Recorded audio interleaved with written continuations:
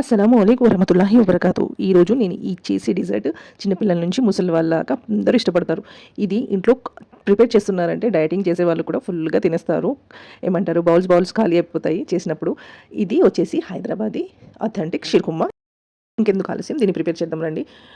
ఇక్కడ వచ్చేసి 50 grams సెవెయ్య plus అన్ని డ్రై ఫ్రూట్స్ కలిపి తీసుకున్నాను. డ్రై ఫ్రూట్స్ అన్ని 100 grams all together mix and 50 grams వచ్చేసి ఘీ, నెయ్యి కావాలి. అండ్ 1 లీటర్ మిల్క్ అండి. 1 లీటర్ మిల్క్ని నేను వచ్చేసి 30 మినిట్స్ బాయిల్ చేసుకొని పక్కన పెట్టుకున్నాను. దాన్ని బాగా మరిగించాలి 30 మినిట్స్.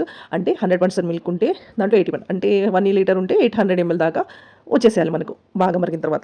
దాని తర్వాత నెయ్యి యాడ్ చేసుకొని, నెయ్యి వేడి అయిన తర్వాత అన్ని డ్రై ఫ్రూట్స్ బాగా రెడ్గా బ్రౌన్గా వచ్చేసరికి ఫ్రై చేసుకోవాలి. దాని తర్వాత దాంట్లోని సన్న సేమియాలు యాడ్ చేసేసి ఫ్రై చేసుకోవాలి. నేను ఇక్కడ ఆల్రెడీ బ్రౌన్ చేసిన సేమియాలు తీసుకున్నాను. వైట్ సేమియాలు తీసుకుంటే కూడా తీసుకోవచ్చు, ప్రాబ్లం లేదు. బట్ సన్నగా ఉండాలి సేమియాలు వచ్చేసి. స్పెషల్లీ ఇదే కండిషన్. మీరు బాంబినో సేమియాలు తీసుకొని షిర్కుమా చేస్తే ఈ టేస్ట్ అనేది అస్సలు రాదు.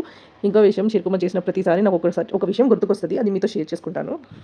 చిన్నప్పుడు నేను మా అమ్మమ్మ వాళ్ళ ఇంట్లో ఉంటుండే. ప్రతి రంజాన్కి మా అమ్మమ్మ నన్ను 5 o'clock లేపి మా మామయ్యని కూడా 5 o'clock లేపుతుండే. మా మామయ్య వచ్చి ఒక 7-8 లీటర్స్ మిల్క్ తెస్తుండే. ఆ మిల్క్ని బగోనా మీద పెట్టేసి కిరోసిన్ స్టవ్ ఉంటుండే, నాకు బాగా గుర్తుకుంది. నన్ను కూర్చోబెట్టేస్తుండే పాల ముందు. దాంట్లో కలుపుతూ ఉండే, లేకపోతే పాలు పొంగిపోతాయి కదా, అదే నా డ్యూటీ. దాన్ని బాగా రెడ్ చేయాలన్నమాట. పాలని పొగనివ్వకుండా బాగా మరిగించమని నా డ్యూటీ. దాని తర్వాత ఇక్కడ మళ్ళీ రెసిపీకి వచ్చేస్తే సేమియాలు యాడ్ చేసిన తర్వాత, సేమియాలు రెడ్ అయిన తర్వాత దాంట్లో మిల్క్ యాడ్ చేసుకోవాలి.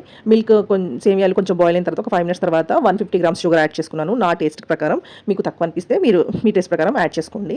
ఇంకా దాని తర్వాత సేమియాలు షుగర్ అంతా 5 minutes బాయిల్ అయిన తర్వాత డ్రై ఫ్రూట్స్ యాడ్ చేశాను. నేను కొంచెం సగం డ్రై ఫ్రూట్స్ యాడ్ చేసి సగం పక్కన పెట్టుకున్నాను. మళ్ళీ సర్వ్ చేసేటప్పుడు గార్నిష్ చేసుకోవచ్చని. ఒక 2 minutes డ్రై ఫ్రూట్స్ యాడ్ చేసిన తర్వాత బాయిల్ చేశారంటే రెడీ అయిపోతుంది షిర్కుమా.